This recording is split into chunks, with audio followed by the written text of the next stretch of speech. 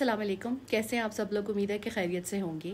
आज मैं एक शादी की तकरीब में गई हुई थी तो मैंने देखा कि बशमूल मेरे बहुत सारे मेहमान जो हैं वो न्यूली वेड को सलामियाँ दे रहे थे, लिफाफे दे रहे थे। और ये सलामियाँ देना जो है खुशी का इजहार होता है उस नए कपल के लिए कि वो अपनी नई ज़िंदगी की शुरुआत कर रहे हैं। तो हमारी मोहब्बत नेक तमन्नाएँ जो हैं वो उनके साथ हैं।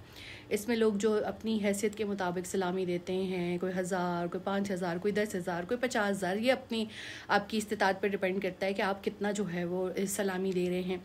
मैं ये चीज़ देख के सोच रही थी कि अगर हम न्यूली वेड्स को इस तरह से सलामी देते हैं और चाहते हैं कि उनकी ज़िंदगी में खुशियाँ आ जाएं, तो जब हम अयादत करने जाते हैं तो उस वक्त भी हमें यही करना चाहिए कि हम एक लिफाफा ले जाएं, बजाय कि हम फल लेके जाएं, बजाय कि हम उनके लिए जो है वो कोई फूल ले जाएं। उससे बेहतर है कि हम लिफाफे में पैसे डालें और उनको पैसे दे दें ताकि वो उनके इलाज में भी काम आ जाएं।